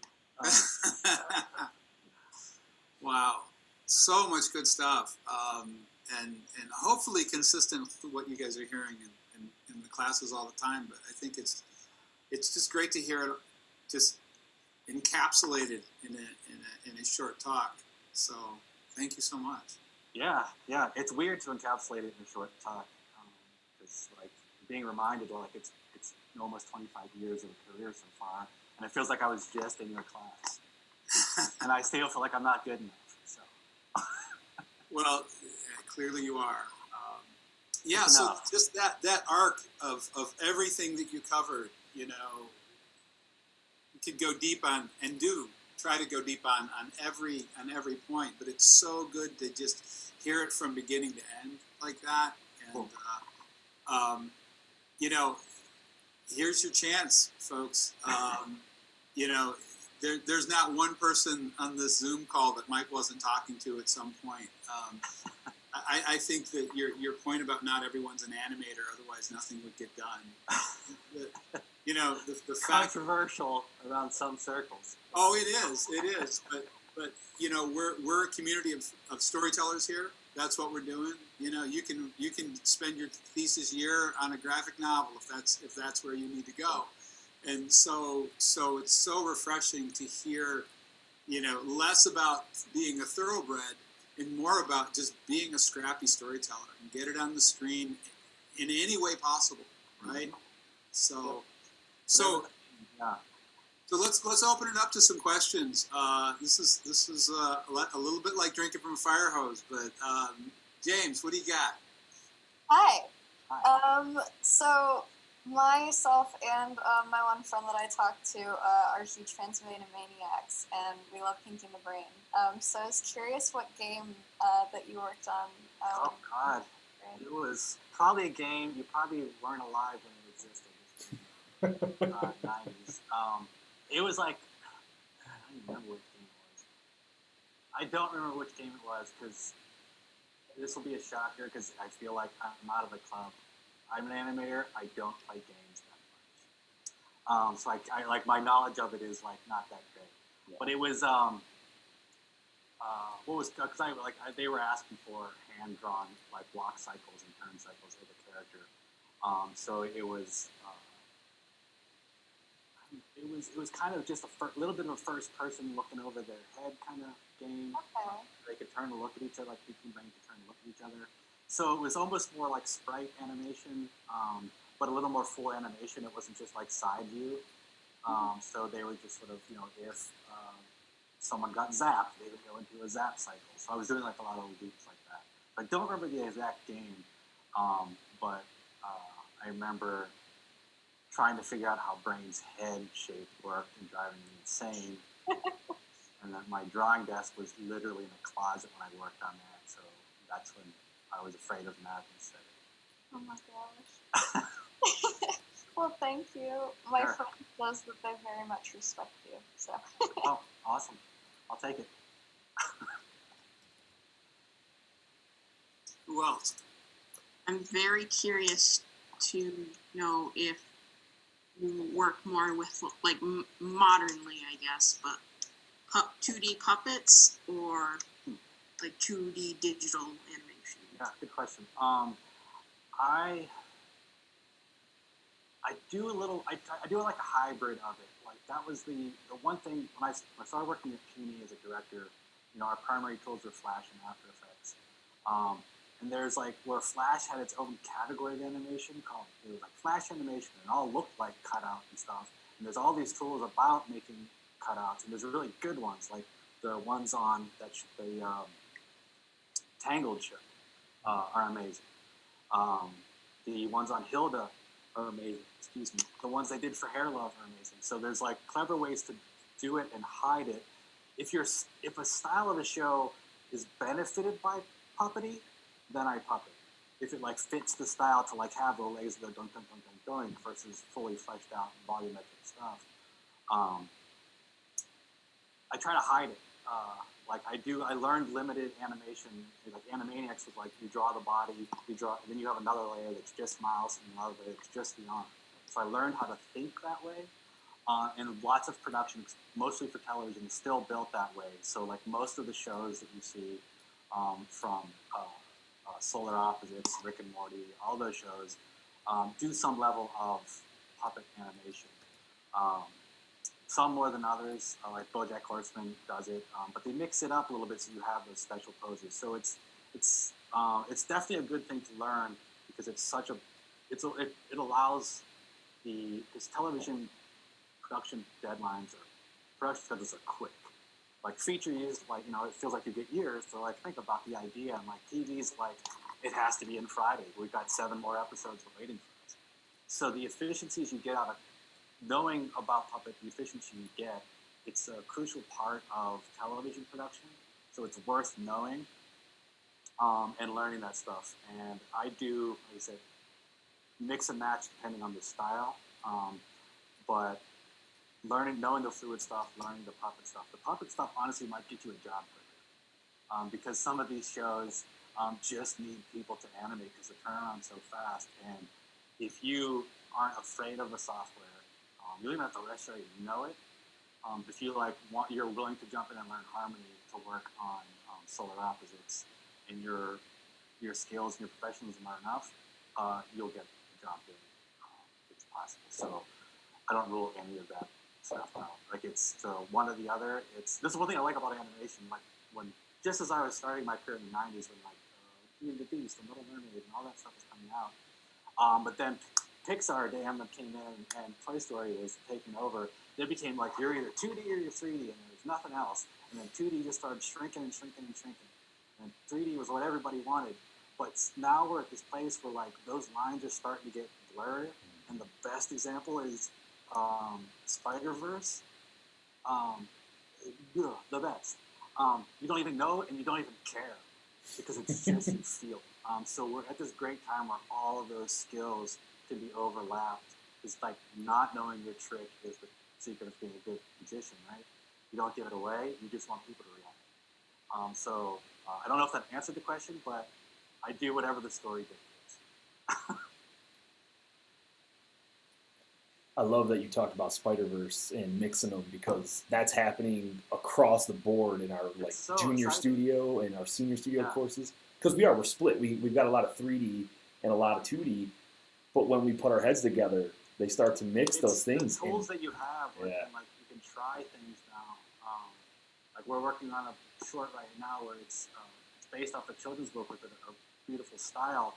The producer wants to do it in 3D, but how can we make it? How can we maintain the pastel texture on the characters so we keep the charm of the drawing, but have the luxury of the camera in 3D? Yeah. And you can do this stuff.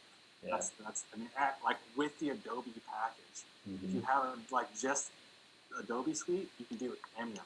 Yeah. Photoshop, Illustrator, all of it's there, and they all integrate really well. If you get your hands on that, you can do whatever you want.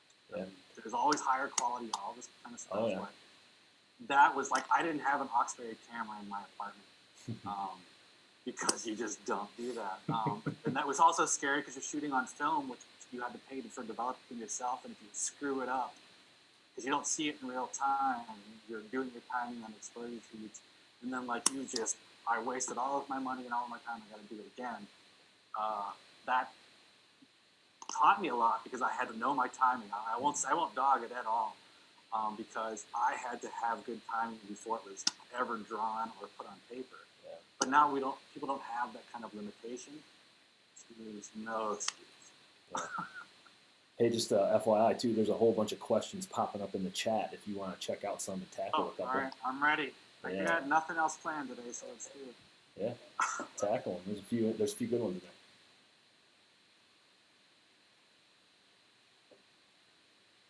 You're muted there, Steve.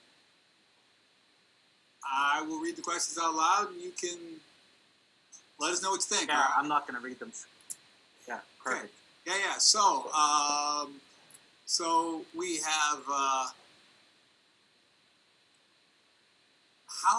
DeAndre Hudson's asking, how many projects do you usually work at a time? Earlier, you were talking about working on multiple projects, and I was wondering how you balance working on multiple things. Good question. A lot of tricks I've learned to get. Quick answer: always working on multiple things. Some things, if they need, like when I worked on Danger Eggs, I didn't do anything else but Danger Eggs. That was full time job.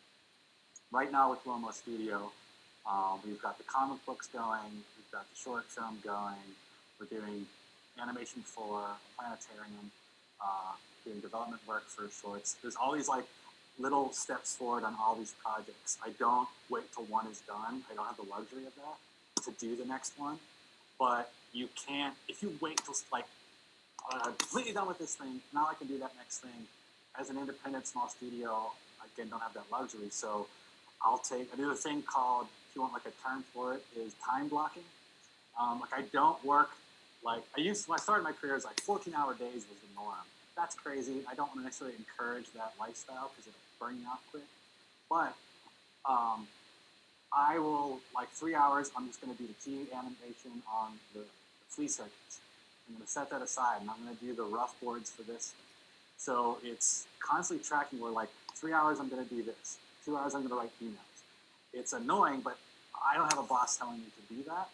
So your own time management becomes crucial, not only in getting the work done on multiple projects. When you're working on a film, especially if it's yours, you are responsible for multiple things. Not only like, is that shot done? Is like, why is my compositor crying? Because you're dealing with human beings as well. So like, you have to be able to, like, I don't want to say multitasking, but being able to adapt and go with it and read people and push the project forward without breaking people. There's like a lot to sort of keep on, but personally, it's always forward momentum, always small steps. My friend always says like pushing the peanut forward, because they don't need that animated flea for another 2 weeks. I'm just going to do the key poses and I'm going to set it. I'm going to forget it for a while. I'm going to do this other thing. It's spinning plates, that circus trick where you got to keep all the plates from crashing to the ground. It's a luxury to be focused on one thing, I will say. When I get hired to do storyboard work, it's pretty much a full-time job, but it's not my show, so it's not as stressful. But that's what I commit my time to. I just don't take on things. Learning to say no is the other trick. It took me 20 years to do that because because you want to take on everything because you want to have the experience. You're trying to figure out what you're capable of and how much it takes to do anything. You want to get better at, you want to have your name on a credit, whatever it might be. But it can also be bad where I take on so much because I want to be involved in everything. Don't want to tell a client no because I'll ruin it forever. Then I can't deliver. They're not going to come back to me because I burnt myself out. So it's like knowing yourself and your work habits and the people you're working with. It takes some time, but I'm going to jump a little bit. When I was running the crew on Danger and Eggs in the storyboard crew, I had the whole show going in my mind, like legal stuff, the scripts, the music, all of it, my own health. I would smoke a few packs of cigarettes a day trying to get through the stress. But I made a ritual when I got to the front door of the studio office where the picture of Philip was hanging up. No matter how much insanity was going on in my head, I shut it off for the sake of my crew. And that's how you deal with it, by leading by example. And so if I can handle all the multiple things, they can handle all the multiple things, and it becomes it changes the dynamic and the energy. So recognize that people are humans and they're not, they could be broken and they don't deserve that because they're all sacrificing to do something they love. But there's also money and deadlines. It's tricky. But long story short, usually a million things going on at once, and being pragmatic and smart about when and where you handle them so it doesn't dump on you all at once.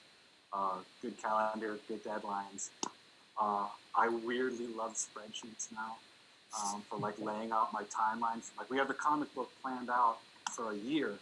We have a whole year of this project's going on, this project's going on, and if two things are due on the same time, I can look at it and tell that client, can we wait a week?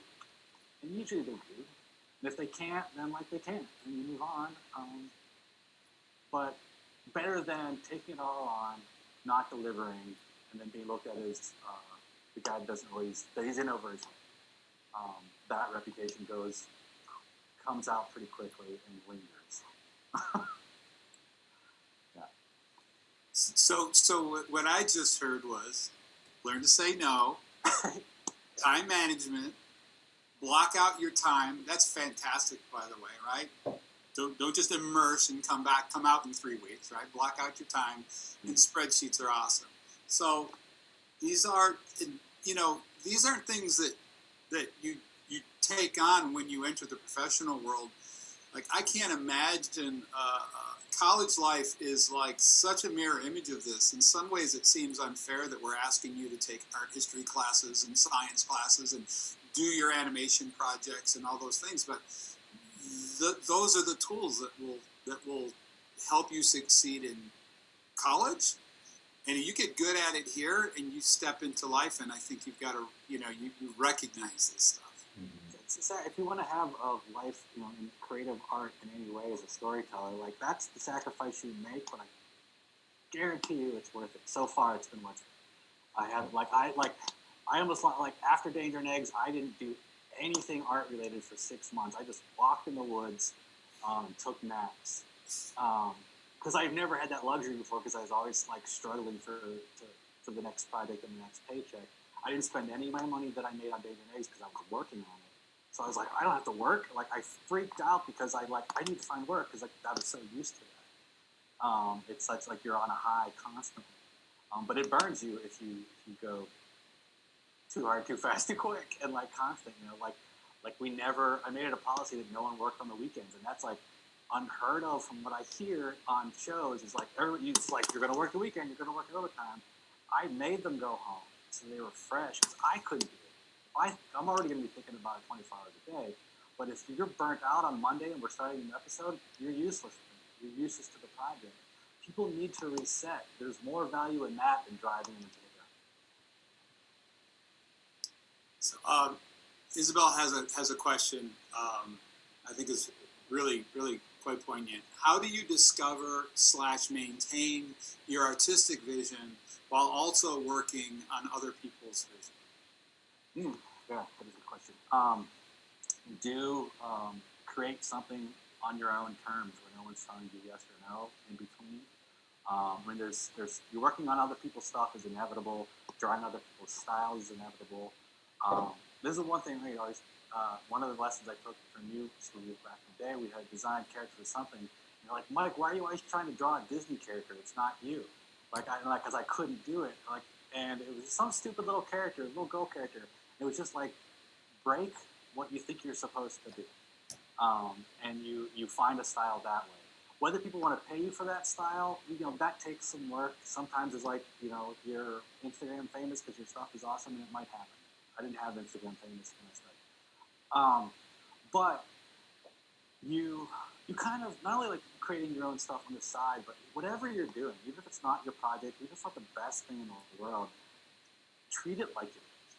Because you're learning something, you're building something, you're, hold on, I'm gonna make sure my power doesn't go.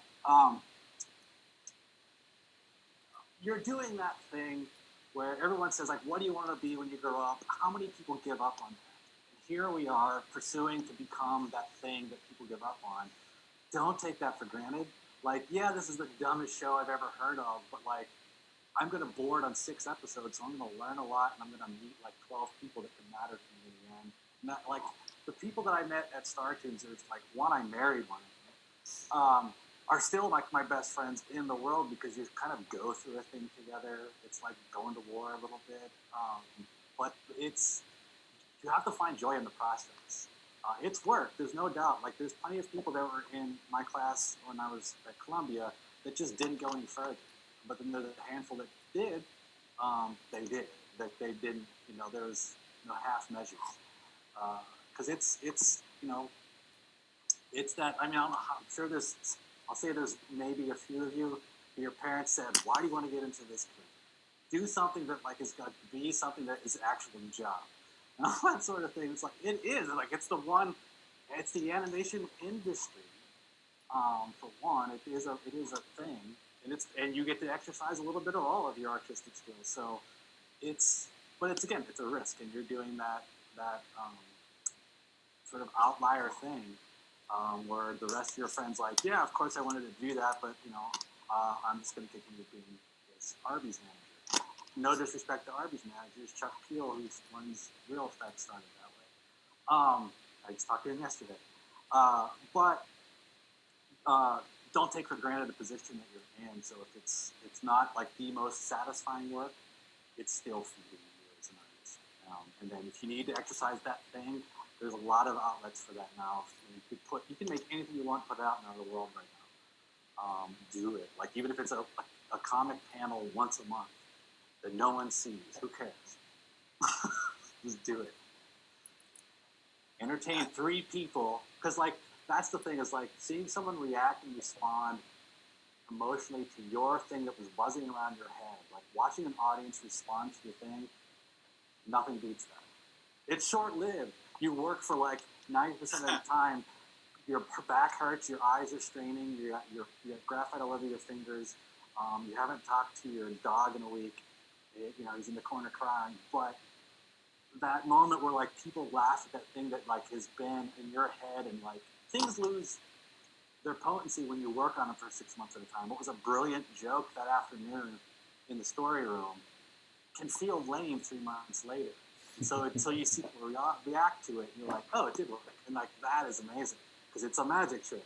Like, it's a bunch of lines saying a bunch of noises with a bunch of color, and it made you feel a certain way, and I had something to do with that. That's cool. Yeah, just it's so. The work is hard. It is, and as a lot of the students here will be transitioning into their junior year, where we turn up the pressure. We actually turn their junior year into production studio. Awesome. In preparation for their senior year, which is thesis project time. Yeah. And it's hard. And I think that as a new program, we're not doing a great job yet in building that into the culture that junior year is going to be rough. you need to find ways to keep it alive, to keep it creative, and those little side projects to remind you in those difficult times that you're still waiting for that sort of return, like the magic is wearing off because you've been in this scene for too long. That's where the sketchbooks come in. That's where the pitching ideas back and forth, right? There's kind of holding on to that magic because it is. The Tinkerbell dust goes away pretty quick. It's like the wonderful world of animation. Sounds good, Walt, but I've been sitting in this dark room for 3 months. But once you get past that, there's still magic moments in it that I find worth it. Well, it sounds like, Mike, that I've just been listening to you and hearing a little bit of your story, when we hooked up again a few years ago, and hearing what you've been doing. It's not just about the business and succeeding and getting that gig. It's also about creating communities where that stays alive. I mean, you're spending all that time with people. Let's not make each other miserable while we're doing it. Yep. It's supposed to be fun. It's supposed to, otherwise we wouldn't do this. We wouldn't push ourselves to get into this, field. It's that, if you like to just, build Legos in the corner, go back there, find that again. That's, where it didn't really matter, but you're creating something. And then when you're creating with people you like being around, even better. When you're, bringing that person that's better at a thing than you are, that brings something that you couldn't bring, and suddenly, it's 20% better than it was that morning. Awesome. That happened with the music for Danger and Eggs. I forgot. I couldn't laugh at the shows, at the jokes. I didn't care. I lost my sense of timing. But then we got the animation back, and we sat with the composer and started not necessarily scoring, but just sort of going through and writing themes for the characters. And all of a sudden the show came back to life because this person's expertise came into the room. It's moments like that make you jump back up. All right. Well, listen. Let's do one more question. We'll get back to the business, the practical end of this. Isabel asks, what should we put in our portfolio during a dry period? What is missing in portfolios that typically make them stand out? One, if this is the broad stroke, but constantly updating it. By the way, we did that a lot because you're going to get better, and if you're going to show it to the same person 3 months later, if you don't have any new work, that says a lot about you. What have you been doing for 3 months? If it's only schoolwork, not necessarily, unless they're guiding you in great ways, and you have, if you want to be a character designer and you're doing model sheets and expression sheets and you're doing stuff that looks like it could fit into a production, right? It flexes, there's always the basic things of figure drawing, basic drawing skills, composition skills, all those things. Anything to communicate that. Personality, if it's in a character. I always tell people to do style frames, and I like to see style frames in a board. If I'm it depends on the job you're applying for. But if it's I'm so used to working at small studios where we need someone who knows a little bit of everything, so that's all I can bring to it. But someone who has a style frame, which is basically just it's an idea for a film, but it's the finished painted thing that looks like it came out of a finished film. So I know what it's going to look like in the end. That means they're thinking about the big picture. If they're doing character design stuff, you have the turnaround stuff. Good, because that's important stuff that we need for animation. That's someone's job to draw those, because you're going to have a team of animators having to deal with it. But also, are you putting personality into it? Even if they're rough, a rough drawing communicating a good gesture and emotion is better than a really tight, clean drawing that's off balance, clunky, but rendered really pretty.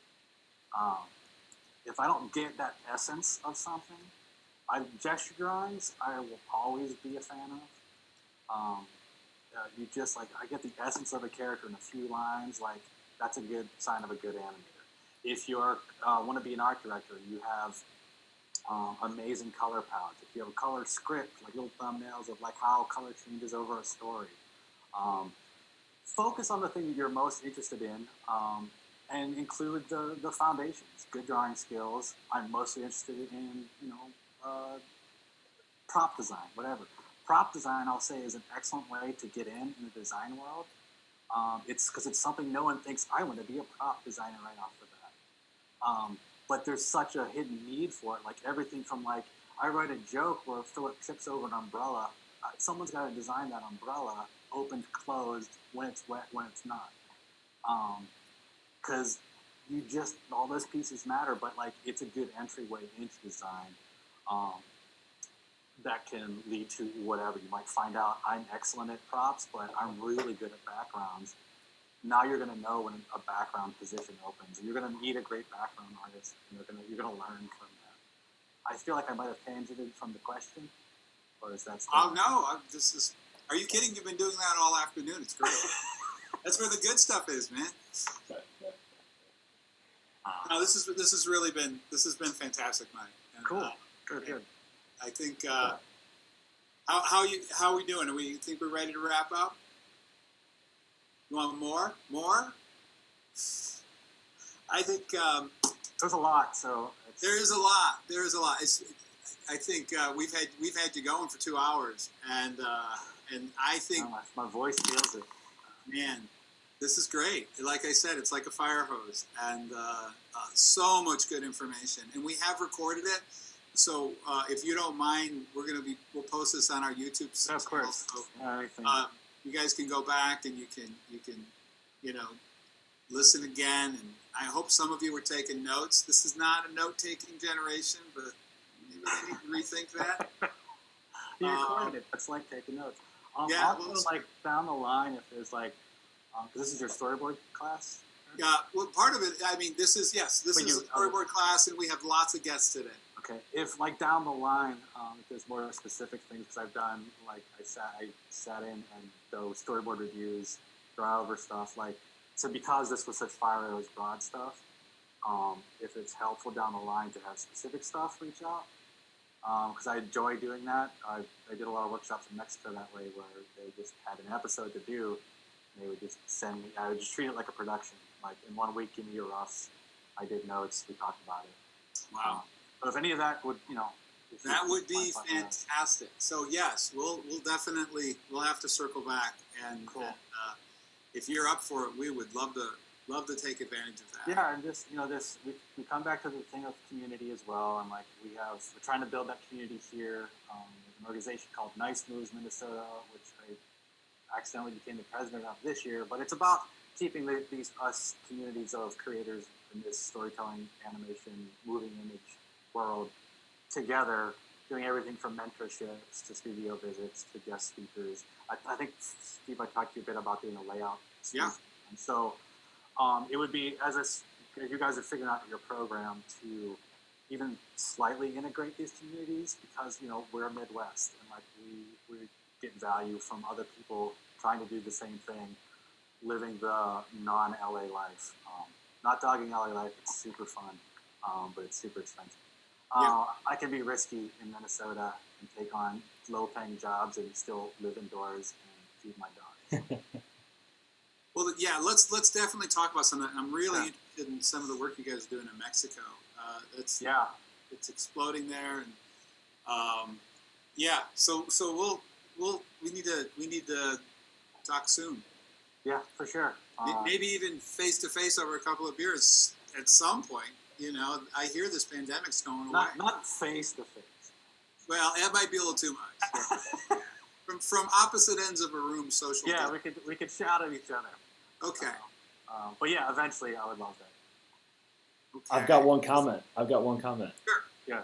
I love the bit you talked about, Mike, with recharging yourself and getting outdoors. I'm very similar to that regard, so I had to comment on the hat, the DNR hat, that's volunteering. What I did. I volunteered for the DNR for those 6 months of going in the woods. So like I would help repopulate prairie grasses. Nice. And stuff like it was like to do the opposite of everything else I was doing. Yeah. And like feel what sun felt like again. and not just like computer monitor. Yeah. Like, Got to recharge your brain and your soul and get inspiration, man. I get a lot of inspiration from the outdoors, so I love that. Yeah, absolutely. Yeah, you need a life to be able to make art about having a life, right? Yep. Otherwise, it's just like it's art about art and it's boring. It's like movies about the movie industry. Boring. I don't want to hear it. All right. Well, thank you so much, Mike. We Yeah, really thanks for having me. appreciate this. And yeah, let's. So you're on Facebook, are you? Is that Yeah, I'm on all the things. all things? Instagram. Oh. And, so just look up Womo or my name and you'll find it eventually. Womo comes to the top pretty quick because no one else called themselves that. So everything links together. I'm an old guy, but I'm not afraid of social media. Okay. Well, we'll keep following you and really excited about some of those projects that you've got going. Cool. And one last question for you: the Monkey and Car film. Where is that? How's that? Everyone asks that question because it's a project that won't, like, I refuse to let die. It's that's Greg Shearer, Dave Ficini, and Wendy. We've been since we've known each other in Chicago. We've been talking about this project. Currently, it is. We have Wendy and I wrote a script, the pilot script, finally, because there's a lot of backstory and there's like a lot of brains on it. I'm working on the storyboards. I have some of the sets built in my attic because it's a hybrid. It's still stop mo or it's a hybrid, right? It's a hybrid of stop mo and hand drawn. We're trying to figure out cheats where like we photograph the stop mo set and build it in a 3D environment. So I have some like local people that are brilliant in that aspect of 3D animation, compositing, and effects, who want to do something that's not commercial and just volunteering their time. So we're building small tests. I did a walk cycle. I have like a clay version of Car and a tiny green screen on an old record player so I could picture him going side to side. And then I hand draw his limbs and his face. And then my friend who works at a big ad agency, he started his own company, editing company now, using like Flame and all those high-end compositing softwares. Took that character, composited it together, put him on this 3D moon that rotates as he's walking. So like hiding the style. That's what we did in Mexico. Is like they were building paper mache moons. They made sock puppets and just trying to composite. As I don't want people to. I don't care how it was done because the object. It comes back to story because Car is not. He's somewhere between an object and a character, and that's kind of his story. He shouldn't be alive. He's not a robot. He's the persona of the failed American dream, right? He's the 57 Cadillac that like told him, you can go to the moon. And it's like, that was all just kind of advertising bullshit. But now he's stuck with his existence. So he's a walking object, but Monkey's fully, organic being is hand-drawn. The deer that live next door are hand-drawn. So organic, Car is somewhere between inorganic and organic. I don't know. I can't. This is why no one wants to buy my show because it's hard to explain it. But it's like everything. It's small pieces. We have the pitch together. We pitched a couple times. Interest. No one knows what to do with it. But again, I'm used to like years of failing at pitching. We have a story. We have boards. I have tests. We use it as a teaching tool in Mexico, and I'm talking to another school about doing that even more. This whole project-based learning, and it worked so well with this group of students because we, even though it was 120 of them, the senior students were the supervisors that led this team, and they like someone led a 2D team, someone led a 3D team, someone led the practical team, and that was a small studio, and we had 4 of those. And so they just, I showed up and said, he pitched them the idea. Here's a bunch of storyboards. You had till tomorrow to storyboard 4 scenes. So there was sort of trial by fire as well, but nobody backed out. All 122, they were there all day, put in more time than necessary. They built sock puppets. They had balloons filled with confetti that they filmed in front of green screens. It was a blast. Sounds like it. So, and it just it's trying to break down that like animation's either stop motion 3D or 2D. Forget that, please. It's storytelling you use what's at hand. You design and tell stories. If you're limited, limitations are the best. If Wendy and I made a film out of potatoes that we left in the pantry too long. The roots grew off of it. It looked like a weird planet, so I filmed that against the black curtain and lit it really cool. And then we photographed on our old turntable actual potatoes to get a 360 library of potatoes, and then we made a film.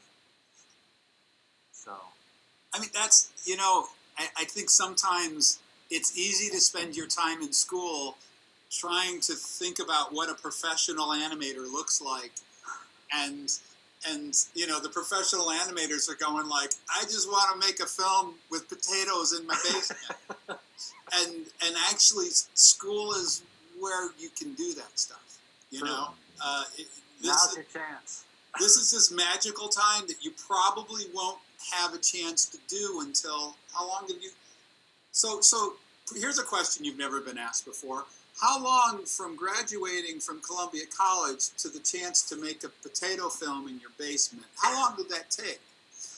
That took, I want to say, 19 years. Yeah, 19 years. But that kind of creative spark of just seeing. I worked my whole life to do the stupidest thing possible, and I couldn't be happier.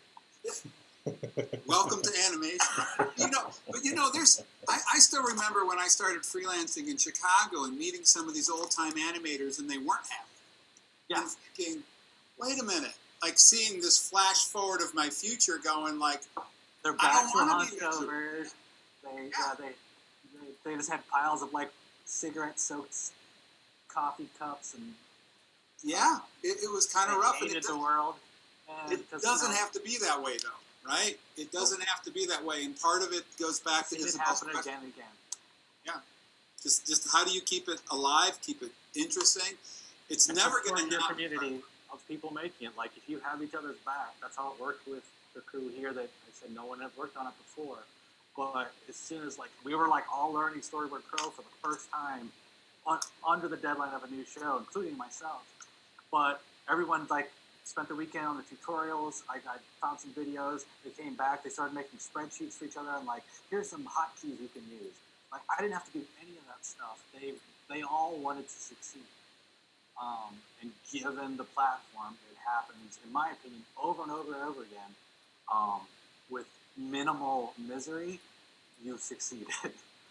I'm not saying I was happy all the time. There were fights, there were creative fights, there were time schedules, all that thing. But I would do it again in a heartbeat. I think on that note, that's a good note to end on.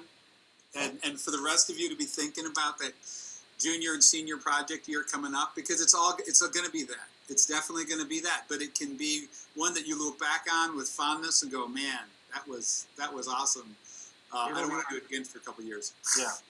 But it'll all be worth it, whatever you feel like during it. That's why I say trust the process. It may feel like you want to cry and punch your neighbor in the stomach. You can cry, don't punch your neighbor in the stomach. Don't do that.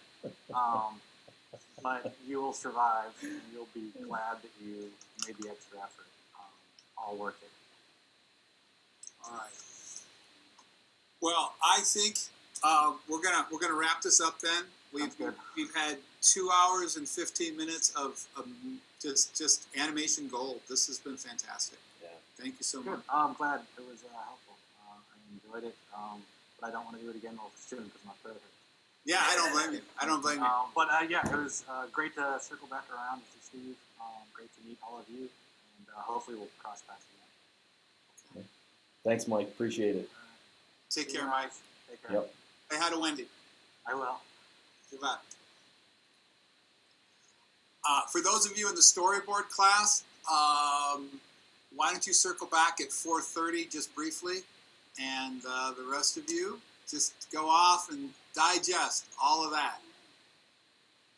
Later, Steve. Thanks.